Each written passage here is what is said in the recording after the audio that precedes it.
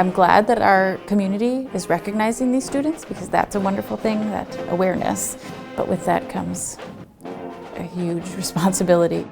I see that 20% that aren't getting help because we don't have it or they don't fit into a mold of what is available. So I would really like to see us continue to adapt and be creative and figure out ways to support kids that fit them and their family, and then figure out ways to break down those barriers for those kids that haven't been connected with some extra help.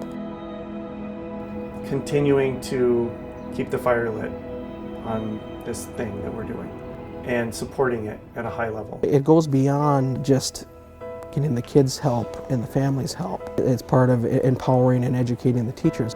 Our district is now committing a lot of resources into coaching, which will be looking at teacher practices, helping problem solve some of the systems that we're still trying to create.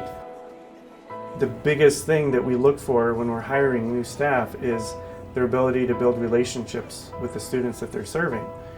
And so you've got people who are fully invested in these kids and in these families, and then they have to deal with the tragedies that these kids are experiencing. And so there's a huge amount of secondary trauma that's going on in schools. Mental health isn't just a problem for students, it's also a problem for teachers, and that affects the way they're teaching us because all of the secondary trauma that they experience from what they hear from their students and all of just the stress of their job and they don't get paid enough. We need more mental health supports for our teachers so they can be more mentally available to teach their students.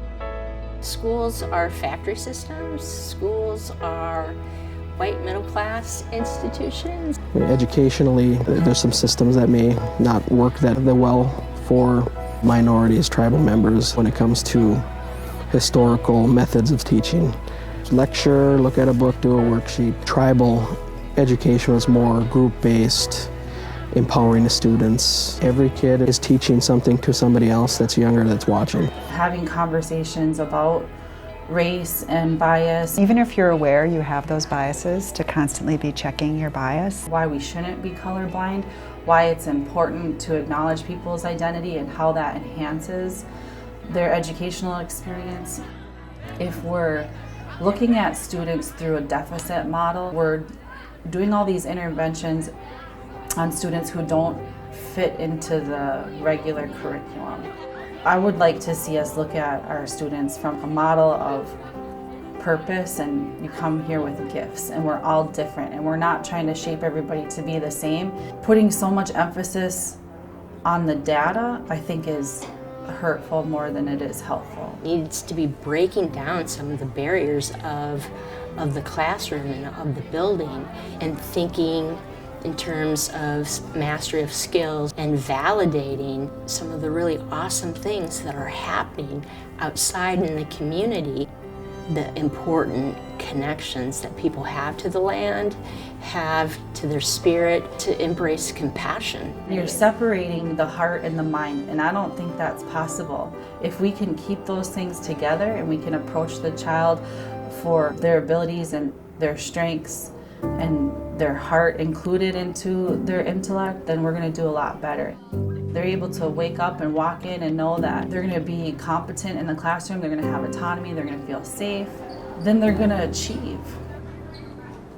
What would be really great is if Ashland and all of the other communities really could develop a great working relationship where the families and the students all were inclusive of each other and were able to work well together.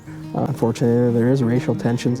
These cultural divides end up meeting in conflict in our schools. It would be great to be able to knock that barrier out and have that not be a factor in what we do every day.